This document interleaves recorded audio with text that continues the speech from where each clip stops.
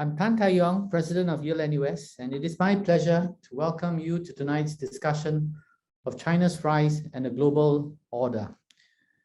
This is the first in a new series presented by Yale NUS College on this new era of geopolitics. And I want to begin by expressing our gratitude to the Tan Chin Tuan Foundation for the support for this series. There is no more important geopolitical relationship today than that between China and the United States. The recasting of the global order has implications far beyond the two superpowers, particularly at a time when some of the most pressing problems, like the pandemic, climate change, and the global economy, require coordinated solutions. In this region, Southeast Asia, policymakers will need to deftly manage their relations with the US and China as tensions rise.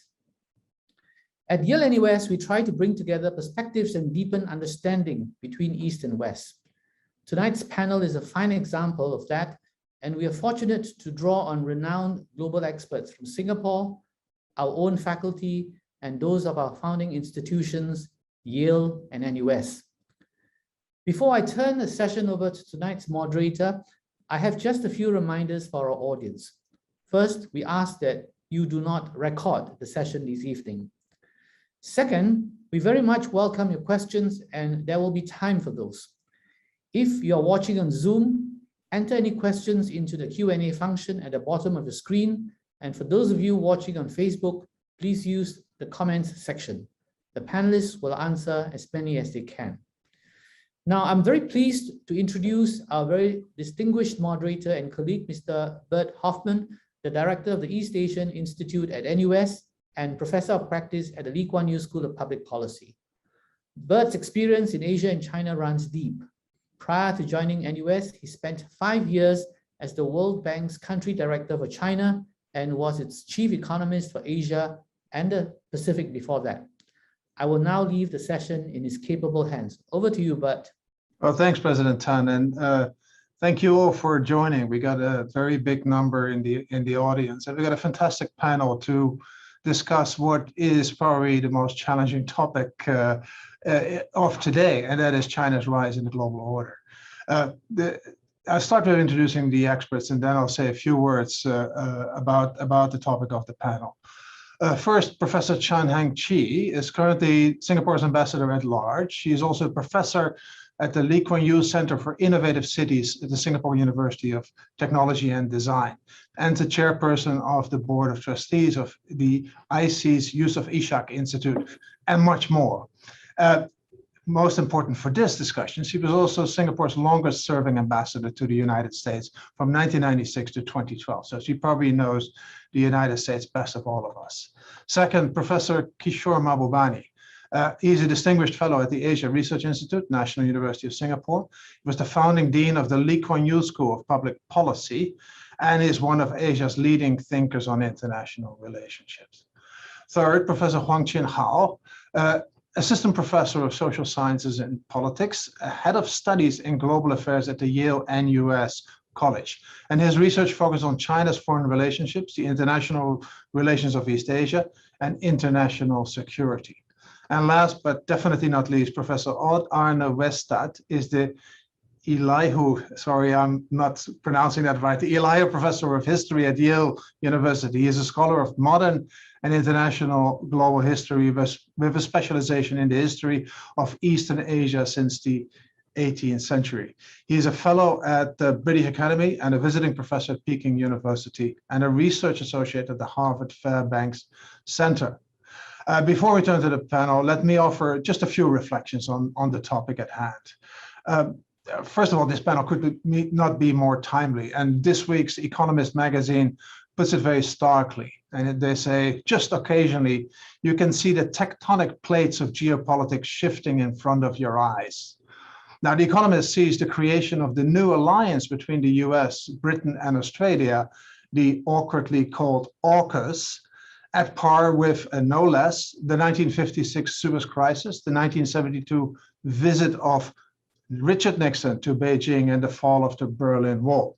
Well, this may be a bit of hubris, but at the same time, we have seen over the past decade changes that As Xi Jinping would say, change is not seen in a century. And he also adds to that, and it is an opportunity, a strategic opportunity for China. Under Xi Jinping, China aims to realize its grand strategy, the China Dream, or the rejuvenation of the Chinese nation. And they hope to achieve that by mid-century. And China has, of course, been rapidly rising economically, diplomatically, and militarily. And they also become more assertive in international relationships in the region as well as globally, and more repressive at home. The world, and particularly the Western world, and especially the incumbent hegemon, the United States, has had a hard time dealing with this rising China. And first and foremost, is because China was distracted. The United States was distracted by the war of terror, the global financial crisis, and they were consumed by domestic problems, rising inequality, very divisive politics. So China's rise happened while the US was distracted. And the engagement with China that Richard Nixon initiated gradually became one of competitive with China, is increasingly turning into confrontation of China. The rising US tensions became the hallmark of the Trump administration, and they initiated the trade war and a tech war. And even though it's early days for the Biden administration, little seems to have changed. And it's Trump with better table manners, somebody called it. And confrontation seems to become more prominent. As a matter of fact, there's a revamp of the Quad, the association between India, Japan, Australia, and the United States, which has a marine military origin. The recent creation of AUKUS, as already mentioned, and the withdrawal of Afghanistan, which the United States says is to devote more resources to competition with China in the Indo-Pacific. They don't bode well. Of course, all of this comes at a time, as President Tan already said, of increased demand for global coordination, for a functioning world order to address these wicked problems of climate change, of international terrorism, of nuclear proliferation, and the like. Meanwhile, as the saying goes, where two elephants are fighting, but also when they're dancing, frankly, but when they're fighting, the grass gets trampled, and ASEAN is, in this case, the grass. And they made clear that they don't want to take sides, but they're going to be affected in one way or another. And how ASEAN countries and regional powers should position themselves is a very important outstanding question. So the questions for this panel: how should we address this? How should we assess the current geopolitical situation? What are the risks of a further deterioration of the US-China relationships? And what can be done to maintain a functioning world order? And finally, in what role should the regional powers in Asia play to shape a world order or a regional order that guarantees a peaceful and prosperous 21st century? So let's jump right in. We're going to do this not with introductions, but we're going to basically have a fireside chat with the four experts. So I'm going to throw questions at them, and they will have their answers, and they might ignore my question, but it's going to be a bit to and fro, so bear with us. So first, let's start with Kishore.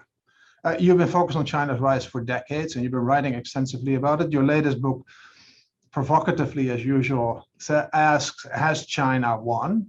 It poses some very stark issues for the world and for the US in light of China's rise. How do you see the impact of China's rise on the global order? Well, thank you very much, Bert. Yale and US and you have put together an amazing panel, and I'm very happy to join you. But my first observation is that something very strange is happening in the world. What is that strange thing? China's return was inevitable, right? As the world's oldest civilization, the extraordinarily weak, supine position it had for the last 200 years was unnatural. So China was going to come back. And when China decided to come back, it could have either come back as an angry dragon or as a peaceful dragon. But what's remarkable about our time, that even though the Chinese have decided to come back as a peaceful dragon, not start any wars, instead of the West welcoming this, the West, judging from everything you said, is actually trying to provoke this peaceful dragon and make it an angry dragon. And that will be very, very puzzling to future historians. Now, many in the West just believe, come on, China is a belligerent actor. What do you mean China is peaceful?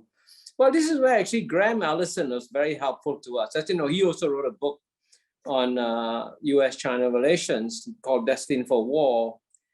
And I'm just going to quote a short passage from what Graham Allison says, okay? This is what he says. Americans enjoy lecturing Chinese to be more like us. Perhaps they should be careful what they wish for. Historically, he asks, how have emerging hegemons behaved? To be more specific, how did Washington behave a century ago when the United States emerged? And this is his answer. In the decade that followed the arrival of Teddy Roosevelt in Washington, D.C., the US declared war on Spain, expelling it from the Western Hemisphere and acquiring Puerto Rico, Guam, and the Philippines, threatened Germany and Britain with war unless they agreed to settle the disputes on American terms, supported an insurrection in Colombia to create a new country, took over Panama. I can go on. Now you just compare China's record today with America's record, and you can see how much more peaceful China has been. But what's even more amazing is that China is actually emerging on the basis of Western rules and embracing the Western liberal rules-based order.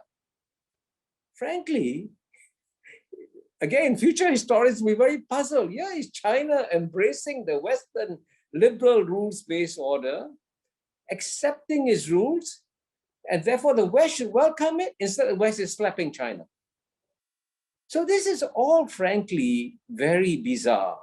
And I think we should, I hope, in this discussion today, try to figure out what's going wrong here, because something is fundamentally going wrong here. But one point I want to make before I close is that I'm glad we're having this forum in Asia, because the trouble with we Asians is that we are too polite. And we refuse to state our point of view very clearly. And frankly, if you ask any sensible, thoughtful Asian today, at a time when we have COVID-19, when we have climate change, we have other issues, why the hell are the US and China focusing on their differences today? What they should be doing is to press the pause button on the geopolitical contest. But for that to happen, we and the Asians make up the majority of the world's population. We should speak out loudly and clearly and tell the West, stop this AUKUS and other awkward moves, focus on what's really important today for humanity and come together to deal with it. That's the message we need to send. Thank you. Thanks, Kishore. And I do realize that China uses and accepts the international order in many respects. Whether they accept the liberal order, I would tend to doubt. Xi Jinping yesterday at the UN actually had his speech, and he said, look, we accept the charter of the UN. So in other words, the codified international order. I thought it was an interesting word. Heng-Chi, you have been the longest serving ambassador to the US. So what's done wrong with the US? How can we explain the US's attitude towards China's rise? They're still the most powerful nation in the world, the largest economy, by far the largest military. Well, why are they so pushing back against this rise of China? Thank you, Bert. Indeed, I've asked myself that question. Maybe they exaggerate, and they scare themselves about the nature and the power of China. China surely is powerful, but is it exaggerated in American imagination and the mind? Let me begin with a story. And I would like to tell you that I arrived in the United States in 1996. And around 1999, I participated in an exercise organized by I think it was the Center for Naval Analysis looking at the millennium. We were asked one question: what are the certainties of the 21st century? And we typed into the computer, it all came on the big screen. I didn't jump at it, I watched to see what others wrote. And, America will be the superpower. America remains a hegemon in the 21st century. America is, military might will grow, etc. Someone wrote, science will be king. Technology will rule the world. I waited about 3 minutes or 4, and that's a lot of time when you are typing. No one said a word about China. and I typed in, China will be a great power in the 21st century. I was going to say superpower, but I saw nobody said a thing about China. Then after I typed in, someone said China will be a superpower in the 21st century. No one else wrote another line about China. That's 1999. When I left in 2012, the United States had lost its confidence. They felt China had eaten its lunch, the global financial crisis had taken place. And I think all that confidence was shattered. So if you ask me what happened, I think that the global financial crisis did a great deal to the American psyche. Until then they wanted, should we engage China, strategic partner, strategic engagement, strategic rivalry, strategic competitor, and so on. And every president, Clinton, Bush 41, 43, Obama, wanted to engage China so that China will democratize with economic engagement. But, well, I think President Trump came in at a time, and he came in because America had lost confidence and things had changed domestically. And I think because of that, the chemistry in the relationship totally changed. And so you saw trade war to investment, expanding to investment war, technology war, etc. And, I think it's really the deep recession. I do not agree with you when you started, but when you said China's rise came at the time when the US was distracted. China's rise had been coming along from 1978 when Deng Xiaoping opened up China slowly. But China started taking advantage of America's distraction and started to move quite assertively in our region, in the South China Sea, in the East China Sea, and so on. And I think that was what happened. But it is, I believe, the global financial crisis. But one day, the United States sort of woke up during Trump's administration and looked and realized China had amassed critical military power, economic power, political power, and cultural power. And they realized this is now a peer competitor and we can't have it. And it seems to me the United States cannot accept being number two, that they were going to make sure the United States remains number one. I better stop here. All right, thanks. And we can debate when exactly China started to rise, but and we can also debate what the cultural power of China is. It's very high in Singapore, obviously. The rest of the regions may be a bit more mixed. But let's go to Chin Hao. He understands China's foreign policy very well. Is it like Kishore said, a benevolent? It's a friendly tiger, a friendly dragon, a cuddly dragon. What are China's policy, international policy goals? Sure, thanks, Bert. I think this is actually a very important question to look at from the get-go, because oftentimes the conventional narrative on China's rise, I think, tends to miss a very fundamental key point. And that is, in understanding the future trajectory of China's foreign and security policy strategy, we actually need to begin first and foremost by assessing how Chinese foreign policy decision makers, their policy elites, view themselves and their position in the region and in the world. Such discussions, such views, debates matter quite a lot, and it's worth the external observers like us to investigate further, because the more we dig, the more we realize that these internal debates and discussion reflect and interact with the incentives, the constraints, and some of the external pressures and forces from the outside. So I think it is within this context of trying to analyze China's foreign policy from within that I think we begin to have a more nuanced understanding of where China is and where it's heading. So I would submit and argue that China's foreign policy strategy stems from a real sort of delicate balance of continuity and change in satisfying and meeting its leadership's priorities and goals. For the regime, this means that it would continue for the foreseeable future to be guided by a long-standing and central tenet in its country's foreign and grand strategy. That is, maintaining a peaceful, stable external security environment, because doing so is fundamental and critical for continued domestic growth and development. In China, for a country like China, which does not have multi-party electoral system, domestic stability is the utmost priority for a large developing state, often very unwieldy like China. And so much of the leadership is going to remain focused on maintaining and sustaining the developmental takeoff at home as its primary responsibility.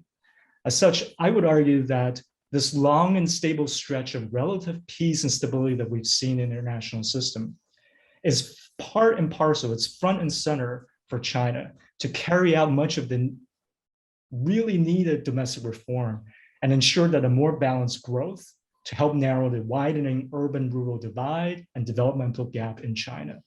This actually ties to what, Bert, you were saying in the introduction about Xi Jinping's call for great rejuvenation of the Chinese nation, or his call for China to strive for achievement. And I think these slogans, if you dig deeper, actually reflect some very, very important takeaways for us. It is fundamentally about achieving and maintaining stable external conditions, again, for China's reform, development, and stability. As you know, this year, 2021, coincides with the 100th anniversary of the CCP. And the goal was to set this year as the marker in which China would become a moderately well-off society. It can tick that off the checklist. It's achieved a GDP per capita of about $10,000 to $12,000. So that is sort of, they're spot on in terms of where they want to be. The second aspiration as part of this great rejuvenation of the Chinese nation, again, is a domestic reflection of its concerns and priorities. By 2049, within less than 3 decades, Chinese vision is to become a fully developed, industrialized nation. That's in 28 years. And this would coincide with the 100th anniversary of the establishment of the People's Republic. Undergirding Xi's vision is this confidence of what China has already accomplished, a 10-fold increase in its GDP per capita in just under 3 decades of reform and opening. And so we can assume that a trajectory of steady, albeit slower growth in the next 30 years, China's income level would definitely be on par with the first-rate powers, the United States, in the region with Japan, and most of the European Union's advanced economies. So I think that to re-emphasize in the close, I think this understanding this nexus between domestic growth and international stability is really key to understanding China's foreign policy strategy. In fact, this nexus is repeated and validated at every party Congress since 2007, as well as in the country's national defense white papers for over 2 decades. So it behooves us as external observers to really pay closer attention to the internal debates and discussion because they reflect the changing realities external to its borders. Thanks. I think you're a bit too optimistic on the per capita income by mid-century, but the total income of China will undoubtedly match the United States, or be close or be surpassing it. The per capita income will still probably be a bit lower. So this is China, and I respect and appreciate the views, but China's policy is also not made in isolation. They also look abroad, and the 14th Five-Year Plan actually says so, given the complex external environment. And basically what they're saying is, look, it's a mess out there and we get pushback from the United States. We adjust our policies. And you can say the dual circulation policy, which is basically more reliance on domestic economy, domestic technology. You can say, well, that's a natural phase, but you could also say that's suitable for a Cold War. I've said it, the word Cold War. So that dynamics of sort of the US, whether from a misunderstanding, not understanding China, but gearing up towards more competition and confrontation, and China's reaction to that. That's a dynamic that sounds like it might end up in a Cold War. Anna, you've written the book on that. Is this a dynamic that we should fear? And what do you see in this tension between US and China? Is there a risk of tipping into a Cold War? Thanks, Bert. It's good to be with everyone for this discussion. It is indeed a really important time to have this discussion, because I do agree that the tectonic plates are shifting. They haven't maybe fully shifted yet, but they are certainly shifting. And listening to Southeast Asian voices with regard to this is of particular interest to me. And it gives me more strongly than what I listen to here or what I listen to when I'm in Europe or even when I'm in China, the sense of how things have shifted, right? Because the discourse that we have just been listening to from three very distinguished participants in this discussion would be very different, I think, if you listen to a similar discussion in New York or in London or in Canberra for that matter, but also to some extent in Beijing. At least if you were with a group of friends in Beijing, you know, outside of the official framework. But I think there would be somewhat more skepticism with regard to China's ability to reach many of its stated goals, and also uncertainty about, first and foremost, the domestic developments on the Chinese side, but also about some of the international aims that China has set for itself. So I started out in sort of China policy terms, certainly by my American friends, very much being defined as a dove, maybe as the arch dove by some people. And it is true that my views have shifted. They've shifted over the past decade. They particularly shifted over the last 3 to 4 years. I'm much more skeptical now with regard to a number of China's policies, with regard to Eurasia, with regard to the broader Eastern Asian region and in global terms. It goes without saying that I've been profoundly skeptical of much of US foreign policy for the last generation, and I've written about that, so just to get that out of the way. Much of the reason why the world is in such disarray at the moment has to do with mistaken US policies going back to when the Cold War ended, when the United States and its allies had a wonderful opportunity to change the world for the better, and for very selfish motives didn't do so. So let's get that one out of the way. But with regard to China, so I'm both more critical and I'm more worried than my predecessors from speaking on this panel. I see a fundamental shift in terms of China's foreign policy, not so much just because of Xi Jinping coming to power and the leadership group that he represents, but much more broadly. And like Ambassador Chan, I see some of this going back to the global economic crisis, financial crisis of the late 2000s. I think there was a sense then in Beijing, which has remained ever since, that the West was in decline, possibly even permanent decline, and that China had to step up to the plate. And let's also get this out of the way. There is nothing wrong in that. I mean, I argued for a very long time that China should be more engaged in terms of international affairs, but it should be engaged in a way that moves towards cooperation with its neighbors, first and foremost, but also on a global scale. Some of that has come to pass, but certainly not all of it. And the friendly dragon that Kishore sees, I think if you look at it in a broader sense from the neighborhood, doesn't quite look that peaceful. When you think about the South China Sea in your own neighborhood, when you think about relations with Japan, when you think about Taiwan, maybe first and foremost, as I do a lot these days, because I just published a book about it, think about Korea as it is now, and what could happen in Korea. So I think this is more problematic. I wouldn't go as far as my former Harvard colleague, Graham Allison, even with the question mark in his book title, Kishore, that we are heading for a war between China and other countries, including possibly the United States. But I am not as optimistic as we've gotten the impression of so far in terms of the discussion in the panel. So then to the Cold War issue. So I think the Cold War parallel, the Cold War simile, is in many ways mistaken. And the reason I argue that is not because I don't see a conflict coming between the United States and China, but because it's a structurally different kind of conflict than what was the case during the Cold War. And this is not just, as they say, an academic point. I mean, it's a point that is really important in terms of how we analyze things, because the drivers of global confrontation during the Cold War were predominantly ideological in a very deep sense, right? Going back to the beginning of the 20th century or even more deeply. Today, this doesn't look like fundamentally to me an ideological conflict. There are some ideological elements in it, but as you all have been saying, there are many aspects of international society, the way it works today, not least in terms of economics and finance, that China is willing to accept. To me, the confrontation that we're looking at, and this is the bad news, right, look a lot more like the world in the late 19th century, a world that isn't becoming more bipolar, but is in many ways becoming more multipolar, much more difficult to handle from both the American perspective and from the Chinese perspective as a rising great power. and most crucially, with much more potential for conflict.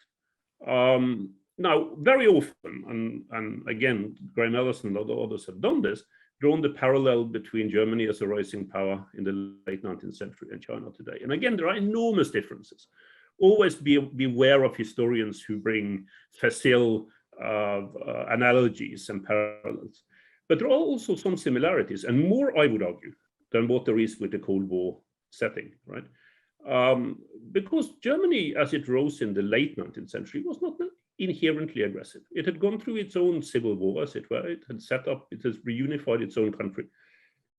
But it did start to throw its weight around, and it had very distinct aims. And first and foremost, the British Empire, the hegemon of the time, and this is where Kishore and Ambassador Janis are entirely right, saw this as problematic because it was the rise of an alternative, right? And it's tensions, particularly the regional tensions that are created in these kinds of situations that scare me.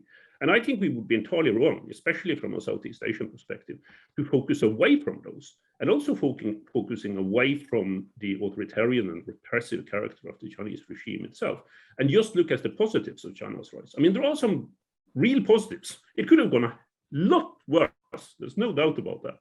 But there are still huge problems that do not just exist in terms of the rivalry between China and the United States. It goes much further than that. So that would be my opening comments, not least to get a discussion going among the four of us. Yeah, that's fantastic. I'm glad we don't all agree on everything. That would be unfortunate. And I also see some questions coming in already. We'll turn to them in a moment. But actually, we have lots of questions. But some of this is like, oh well, we seem to be a bit too sanguine about China, and it's not just a cuddly dragon. There may be a bit more than that. But we can debate that. We can debate that later on. And there is a perception in the region, again, except Singapore, that there is a decline in trust in Chinese leadership, and so that's in ASEAN. It's around the world, but also very much in ASEAN, again with the exception of Singapore.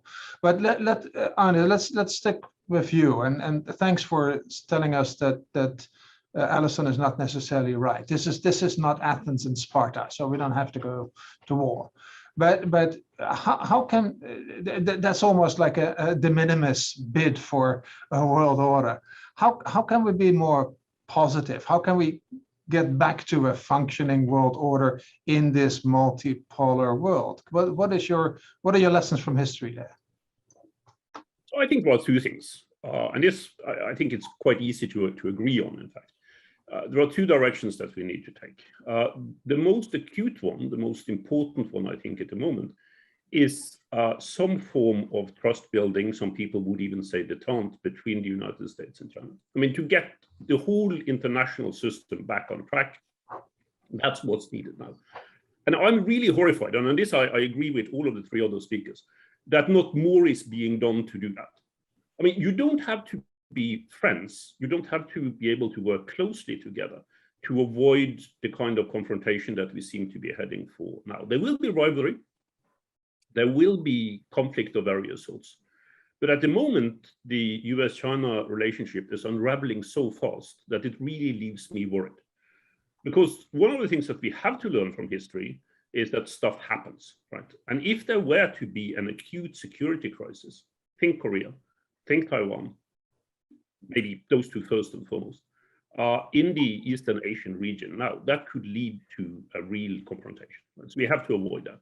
We have to have more military-to-military contacts between the two sides. We have very little at the moment. We have to be able to highlight things that it's possible to cooperate on. And there are a few, and climate change, as you mentioned, is one of those that stand out, but there are a number of others. And maybe first and foremost, to try in the bilateral relationship, it is in a way a lesson from the Cold War, to look for what you could call incremental progress in some areas, right? I mean, that's what the United States and the Soviet Union, in spite of its overall ideological conflict, were able to achieve, especially in Europe, but also eventually further afield. Is that possible in the US-China relationship? I don't think right away, but I think there are potential for that kind of, if not cooperation, at least acceptance on a set of regional issues, maybe again, first and foremost, Korea, where things could become more positive. So I think one has to look for that. That's the first part of it. And the second part of it has to do with how regions work. And this is particularly interesting in a Southeast Asian context. One of the things that come out of the whole 20th century, to me, in international affairs, is that great power rivalries are not necessarily a huge problem for those regions and those countries that are outside the immediate confrontation zone. Now, we can discuss whether Southeast Asia is in that position with regard to the US-China rivalry. But even so, I do think that there are possibilities, both in terms of diplomacy, but also in terms of economic and strategic policy for Southeast Asia, for Japan, maybe even for Russia and Europe, to play a more positive role in terms of this relationship between the United States and China than they do already. But then I don't think it is a good idea to give the impression that there is a wholesale realignment on the way, which I think a lot of people now are thinking in the United States, that there is almost a kind of development towards resetting, long-term international links between the United States and regions within Eastern Asia. And I think playing a more active role with regard to this in a more positive conflict resolving sense is a good idea. So we'll go further. Well, I was going to go to Hang Chi, so I'm going to give you the word, and you probably want to say something about this regional thing, which I really like. But I still want to also look a little bit at the US, because you say, look, there's points of engagement. If you follow the discussion, there's two events that I was a little worried from the Chinese reaction. John Kerry going to Tianjin and saying, hey, let's work together on climate change. And China saying, no, actually, we have our own way, don't bother. Second, Biden proposing to Xi Jinping, let's meet. And Xi saying, not sure. So it was quite striking how the Chinese seem to now on a different course where engagement is not a necessity, but maybe an option. Hang Chi, on this point, what the US can do, but also what the region, we're going into what the region can do as well. No, on this point, because it occurred to me when Arnie said that they should talk, and I believe they really should talk, but this is not the right time. And, you say that Kerry went and the Chinese say, we have our own way. And Xi Jinping turned down a Biden summit. I bet you now he feels he's very glad he did. Because a few days later, AUKUS was announced. Can you imagine if he had agreed to have the summit and suddenly 3 days later, a new alliance, a security pact has been announced? I think he would have been kind of criticized within his own country. So he now looks like, hey, he's smart, he turned it down. But I absolutely agree they need to talk. But how do you talk? Can they talk at the lower levels? And they ought to increase. And they did say that in the conversation, they should increase the conversations at the lower levels. I look upon what happened in the United States. When Bush 43 came into power, the neocons were very active, and you thought they would go to war. EP3 was almost an instance where war could have started between the United States and China. But wiser counsel prevailed. Bush 41 called his son, Brent Croscroft called, Colin Powell had a different position. And, so things calmed down. Today, if it happened, who is going to counsel Biden, and how will they climb down? And that, in a way, is almost fortuitous. Well, I'm sad to say this, but 9/11 happened for China because it gave China the opportunity. It was such a, shocking event that China said they would, they supported the United States in the war on terror. Now, what is this defining event that's going to change things, the game changer event? I think maybe you need something like that. But what will, you want me to get to the region, but I was also going to say that actually the United States and Europe has to understand that, China sort of feels that it wants to play by the rules, but it's not given a seat at the table. They had to fight for the IMF quota. And as late as 2019, for the redistribution of power, Trump's, administration didn't want the redistribution, didn't want to give China more quotas. So, the voting power. So I think it's steps such as that, blockages such as that, that unfortunately, as Chin Hao says, it impacts on China. The external impacts on the internal. I'm not saying China is an angel, but there are events that reshape their views. How does Southeast Asia look on this? I think Southeast Asia, China was doing very well in Southeast Asia until they started being active in the South China Sea. I think they lost a lot of the goodwill they had. Southeast Asians, we are small countries, middle-sized countries. We come together as a group to try to talk to China. Initially, they wanted to deal with countries bilaterally, not as a grouping. But I think they've accepted that now. And we see China as an opportunity, but it's a great challenge as well. And we've got to write that carefully. We know it's good to have the US around, but nobody's going to stand up and put up the hand except a couple of countries, yeah? And Singapore hosts the US, and so I think they are very ambivalent. They don't want to be drawn into this Cold War or Gray War or hot war that you will have, So, and I think the reaction to AUKUS is exactly that. A couple of countries don't like it. Philippines has come up strongly for it. Vietnam is not saying a word, but I'm sure they see it's useful. And Singapore is centrist on this. My Prime Minister's statement is very balanced.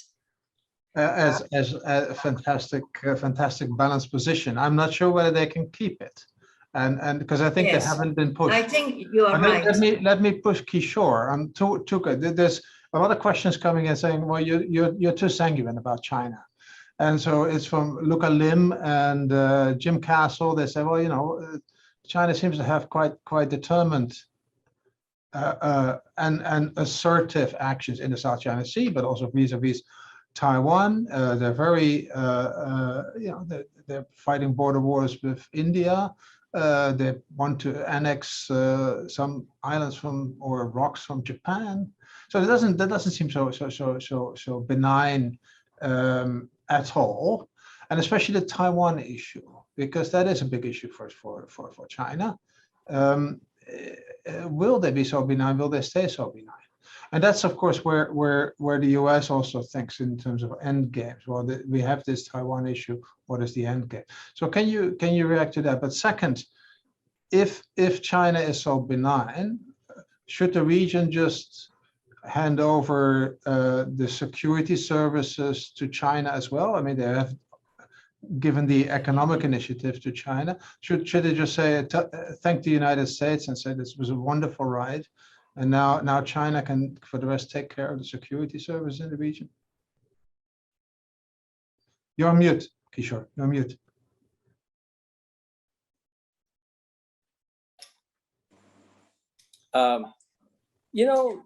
When John Mearsheimer inscribed his book to me, he's the leading realist in US. He said, to Kishore, a fellow realist. And that's because I believe that the concept of a benevolent superpower is an oxymoron. There's one lesson you learn from 2,000, 3,000 years of history, that whenever a great power emerges, it will push its way, it will carve space for itself. But there's also a big difference between deciding that you're going to do it in the way that Hitler did it, which is create lots of tanks and send them overseas, or like Japan did it, or you decide to do it the way that China did it, which is to keep its defense budget constant and focus on improving its trading power in the world and emerging as #1 trading power in the world. So it is actually quite shocking relative to how, that's why I began with a quote from Graham Allison. If you look at how normal great powers emerge, by the standards of history, China has emerged far more peacefully than any other great power has. And instead of taking advantage of it, the West is actually trying to provoke China, and unnecessarily, and as I document in my book, without a strategy. There's no long-term strategy in what the US wants to accomplish vis-a-vis China. And I say this as a friend of the United States. I mean, why don't you work out a strategy? What do you want to achieve? I mean, do you want to overthrow the Communist Party? Do you want to stop China from becoming the #1 economy? Do you want to isolate China? Nothing is possible. None of those goals are possible. But if you come to the region and you talk about China being aggressive in the region, the reason why I quoted Graham Allison, if Teddy Roosevelt was president of China today, the first thing Teddy Roosevelt would do is just sweep up all the islands in the South China Sea that are now, by the way, occupied by Philippines, Brunei, Malaysia, Vietnam. China can do it in 24 hours, right? That's what Teddy Roosevelt would have done. And I can confidently tell you that there'll be no war in the South China Sea. Isn't that amazing? You have this power that's emerged, that's so powerful, he can sweep up all the islands, and he doesn't want to do so, which is crazy. That's not how great powers behave. Now, if you look at each of the others, in the case of the disputed islands between Japan and China, you know the history as well as anyone that all you have to do is preserve the status quo. The Japanese changed the status quo. They nationalized the islands. And if you provoke China, China has got to respond, right? So for and you talk about Taiwan, okay? I mean, I just published an article in the Straits Times, right? I mean, Pompeo was playing with fire, okay? Trying to send serving officials to Taiwan to break the one China policy that had kept peace across the Taiwan Straits. Now, surely, if the United States wants to change the one China policy, is it possible for China to do nothing? Frankly, as I say in my article, we could have had a nuclear war. Because if you push China against a wall on Taiwan, no Chinese leader can afford to say, okay, we have lost Taiwan, we can live with it. They cannot. The century of humiliation is alive and well. China can never, ever give up its claim to Taiwan. But if you want to preserve peace on the Taiwan Straits, keep the status quo. And that's the wisest thing to do. So what I'm saying is that it's actually in the interest of the West not to provoke China, to find ways and means of dealing with them. And that's what this region is doing. Everybody focuses on Australia with 25 million people. Why don't you focus on Indonesia, which has got 250 million people? Okay. Which country gave the most number of vaccines to Indonesia? China did. The president of Indonesia had a choice to take an American vaccine, a Western vaccine, or Chinese vaccine. The president of Indonesia chose a Chinese vaccine, Sinovac. The president of Indonesia wants to build infrastructure, thousands of kilometers of highways. Who's building the highways for him? China is building the highways for him. So, you look at it objectively, right? In terms of how relations are changing in this region, let me just conclude with one simple statistic. In the year 2000, United States trade with Southeast Asia was 135 billion, 3 times the size of China's trade with ASEAN, which was 40 billion. Today, United States trade with Southeast Asia is 300 billion, right? 1 or 2.5 times. China's trade is over $600 billion. Now, that's how things are changing fundamentally. And so the best thing that the West could do is work out an intelligent, thoughtful, long-term policy where you deal with the reality that you have a new superpower. It will not be benevolent. It will not be benign. No superpower is benevolent or benign, but you can live and work with it if you work out a coherent long-term strategy. Okay, I won't get you to say anything negative on China. I realize that tonight, but let me turn to Chin Hao and ask a question. Paul Handler raises a question. He is the director of the Carnegie Tsinghua Corporation, and he says, so look, if China is so great, then why are all these other ASEAN countries so worried, and why is Europe so worried? and they're making Indo-Pacific strategies, and I said the AUKUS is there. They may all be wrong, and let that be. But you as a China specialist, what can China do to improve, to move away from what I see a dynamics towards a much less desirable situation? What are your suggestions, Chin-Ha? Sure, thank you. Actually, I'll sort of phrase the question. I'll actually add on and build off of what Arne and Ambassador Chan has just mentioned about Southeast Asian views, and I think it connects this to your question very well. And that is that, sitting at the forefront of China's rise, Southeast Asia really has a front row seat observing this political phenomenon up front. It's not an overnight development. This is something that's been happening for over 2.5 decades, right? So in many respects, we have to give Southeast Asian countries a little bit more credit and confidence because they actually know how to deal with China's rise. They've been doing so for centuries. Having seen China's rise for the last 2.5 decades, having also been the beneficiaries of US largesse for over 5 decades, US activism in this region. Southeast Asian states, I think, understand firsthand the intricacies and pragmatic necessity of actually working with rather than against any of these formidable powers to try to seek some common ground and reduce tension and rivalry.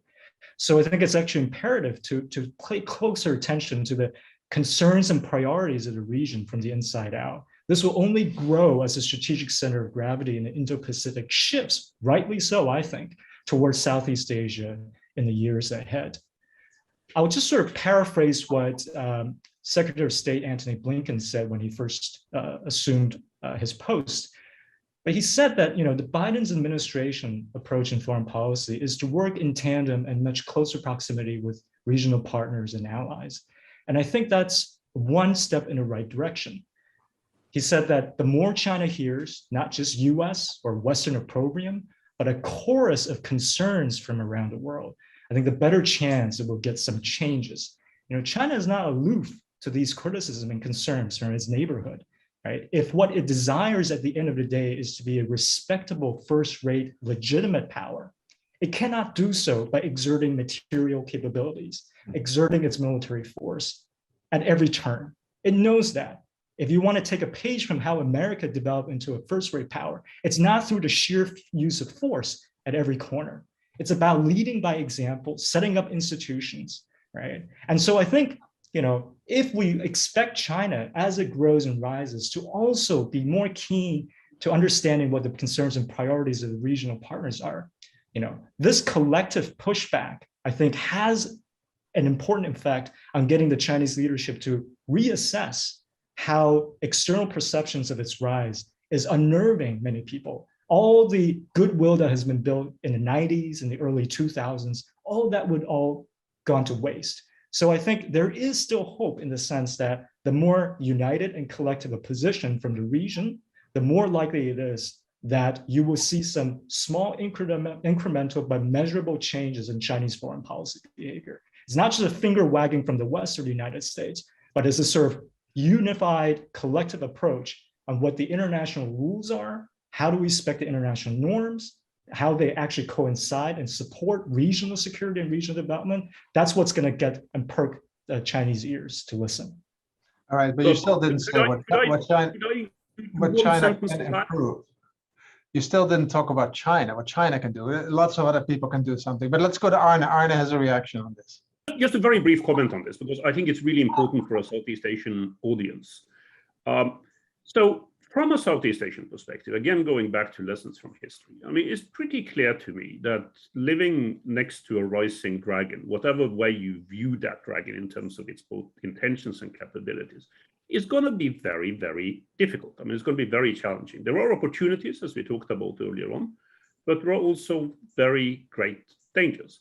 And if there is something in that phase of transition that I think we are in now, that Southeast Asia needs, this goes back to Kishore's point about balancing, it is to be able to work both with the United States and with China, but to make sure that that balance is struck in a way, and this is the tipping point I think we are at now, where you wouldn't hear quite as many policymakers in Washington, to be very blunt about this, saying that so many leading voices in Southeast Asia are simply interested in accommodation with China.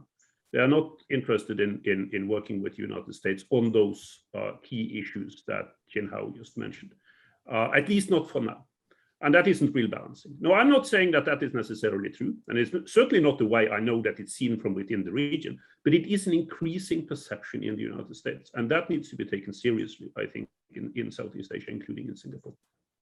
So thanks. That's a very great perspective. Chin Hao's words did remind me of Kishore's words. Actually, I think it was at the Kennedy School, your speech at 2015, 2016, where you said, look, the best thing that the incumbent hegemon can do is to give a good example to the incoming hegemon in international. I thought it was an absolutely brilliant piece. Look, we've already discussed a little bit the role of the region, which is great, and clearly we are very engaged in that debate, all of us. And so we only have 50 minutes left, though. So I want to now focus a bit more on the questions. Some of them are much more on the current issues, and I'll start with one, and any one of you can pick it up. But Kong Chuan Yen and MG wonder then on how this dynamics of Quad and AUKUS, how's that going to work out? Is that going to upturn the apple cart, or is it going to be largely ignored? Is it going to be flare up and it's not going to go anywhere? How do you see that dynamics? Clearly, Quad is now much more openly formulated. Basically, there's an invitation to ASEAN countries. Why don't you join us? But what's the dynamics there? Please, Heng Chi. You're on mute, Heng Chi. Quad and AUKUS. When AUKUS was announced, I read it and I thought, what does this mean? What does it mean for the United States in the long run? We all know the United States has wanted allies and partners to take on a greater burden. Are they now equipping Australia? And in the long run, not in the short run, but in the long run, does it mean a lighter footprint? So, and why they brought in Britain, I'm not so sure, but Australia could have had the nuclear powered submarines and probably do the same thing, so Britain is brought in. To me, it also, so I asked the question, what does it mean in the long run? Is the United States, pushing a greater burden on its allies and partners? The other question I ask is, by creating AUKUS, which is Anglosphere, does it mean that the Quad will not be relied on to do the heavy lifting militarily? But I think in the views of American security experts that there are different coalitions for different purposes. So all these little bits can be out there. And, we hope the architecture, all these little bits of furniture will complement our architecture, as my Prime Minister said, and not, create some problems. But these are some questions, So does it mean Quad will not? And I am wondering, with what happened in Afghanistan, will India be more Indo than they are Pacific in this Indo-Pacific arrangement, because they'll be attracted to the West, they'll be looking at Afghanistan, they look at Pakistan, they look at what China is doing in Afghanistan, they look at what Pakistan is doing at Afghanistan, and they'll be concerned about the terrorists that might be going to Kashmir, as well as India, possibly. So interesting. Can I add a quick word? But you're on mute now. Mute. I know. I'm sorry. Yes, please go ahead.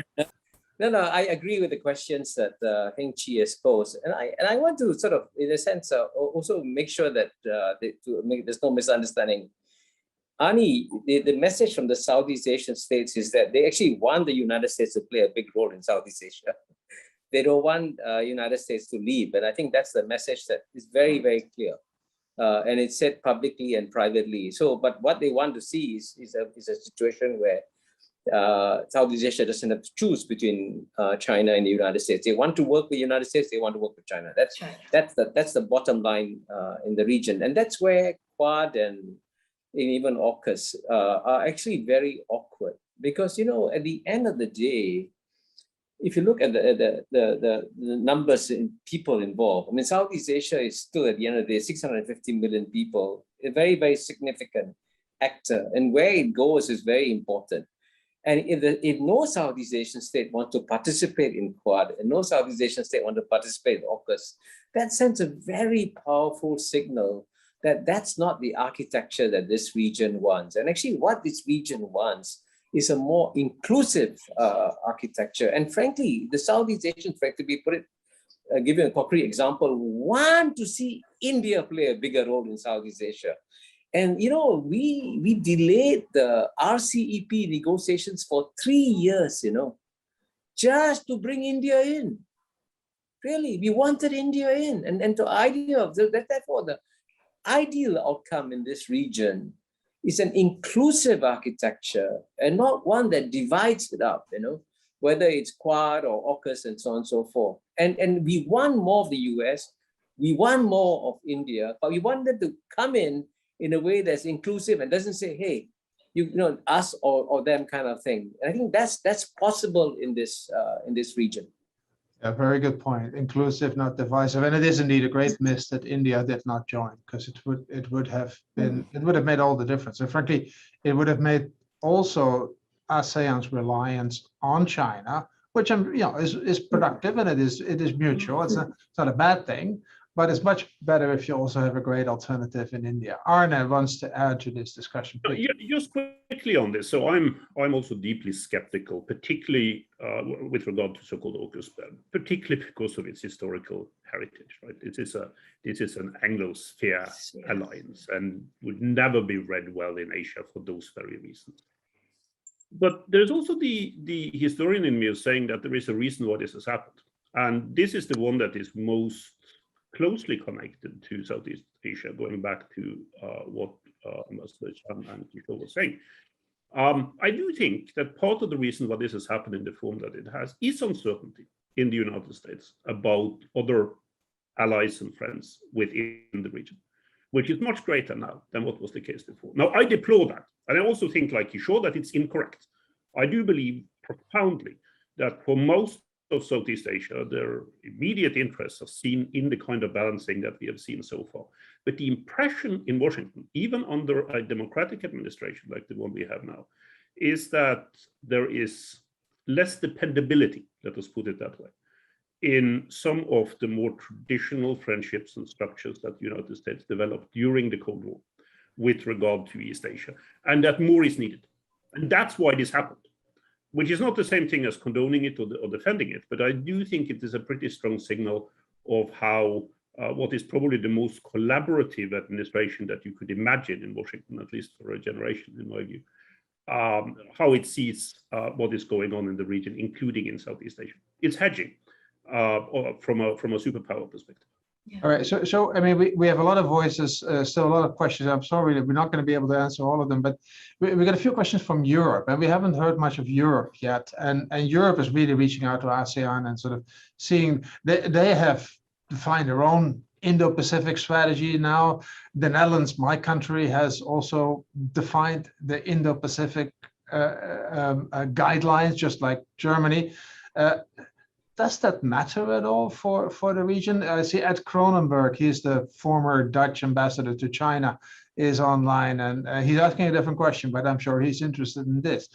Is this European involvement in the Indo-Pacific, is that welcome at all? May I say something? Please. Let me put it this way. I have always thought that Singapore and the small and medium-sized countries could find a middle space, the third space, between the two superpowers, China and the United States. You don't have to choose, but you can, in fact, occupy the space. You collaborate on some things, pick up some American initiatives, you pick up some Chinese initiatives. And Europe sort of more or less belong to the space. They want autonomy, they want not to be imposed upon by the United States. Europe in the end is far more pro-West and the United States, but they don't want to be just, a copycat of the United States. So they want their own independence. And I thought that with other countries that desired to have some independence and autonomy to act, they could be part of this. And I noticed in the Indo-Pacific, there are countries in Europe that have an idea of working more economically with China than others who emphasize more security aspects. Chin Hao, you're from China's perspective, the Quad and the AUKUS and the Indo-Pacific strategies from Europe, does that make people nervous in Beijing, or? Well, I mean, if you China has the unfortunate position in which its borders are all surrounded by not so friendly competitors. And so when you have these sort of newly struck alliances, it feeds fuel to fire for the more hawkish views in China, the People's Liberation Army advocates who are trying to exert China's rise through its material power capabilities. And that would be unfortunate because, again, we have to understand external developments in connection with what's going on domestically. And so, as the panelists have already said, if they poke you in the eye and you are the world's second largest economy en route to becoming the world's largest economy in due course, you have the largest standing military in the world. It may not be first rate, but it is the largest military in the world. You cannot stand idly by with your hands behind your back, right? And so I think it behooves those who are creating these new architectures to really wonder, what is the actual purpose, as Ambassador Chan has raised, rightly so.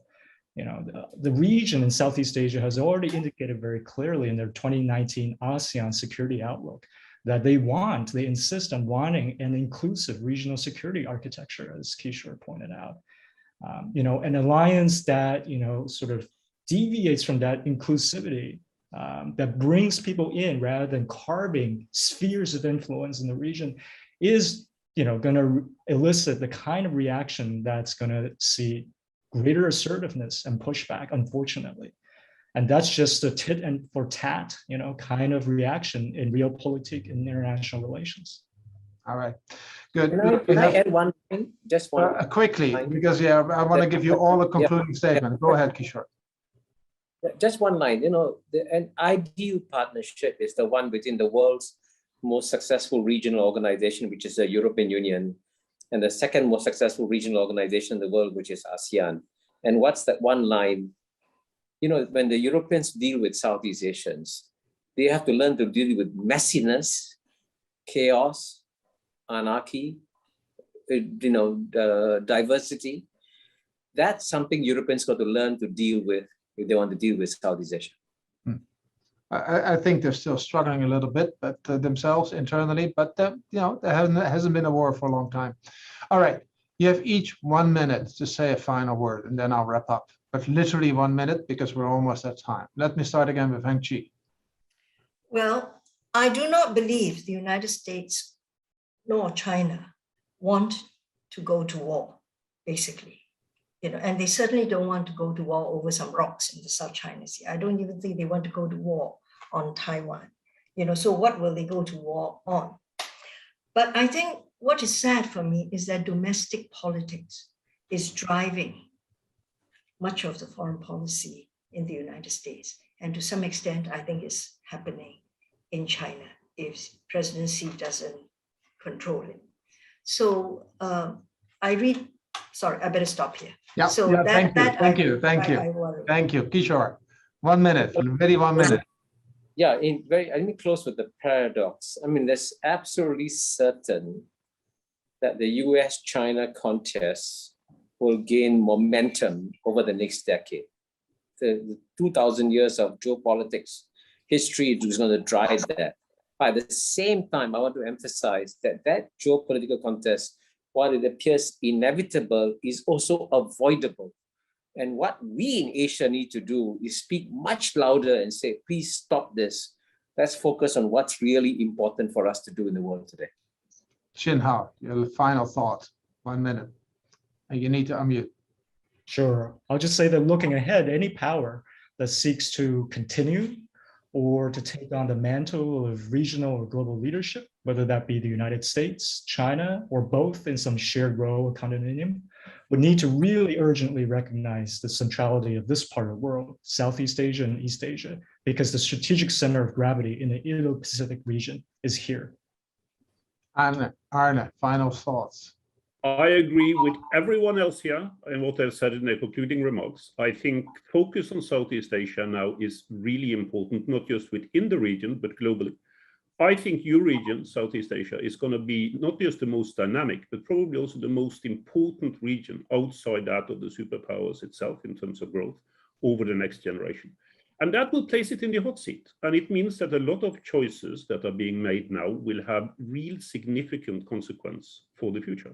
So balancing in terms of rising and hegemonic superpowers is one of it, but also making sure, and this is really important right now, to have the United States stay involved with regard to Southeast Asia in a positive manner, and in a manner that, if possible, can also be collaborative toward China. But being left, even with a benign rising hegemon within this region, is not what Southeast Asia wants to do. In that direction lies disaster. So balancing, but also being able to work cooperatively with both sides. Thank you so much. My time is up, so I won't have any concluding words, except thanking Hanchi, Kishore, Shinhao, and Arne for a fantastic discussion. We've only started to scratch the surface. I think we could have made this a 4-hour discussion, but there is a subsequent meeting as well in this series that will dig deeper in particular aspect. I'd like to thank YONUS for all bringing us all together, Tricia and Alison for organizing it, and for the many of you, we still have 380 people online of the 420 that we began with. So that means that you really liked it and you stayed on and you had fantastic questions. Sorry we couldn't answer them, take them up all, but I'm sure there's other occasions. Thank you all and good night. Thank you. Bye-bye.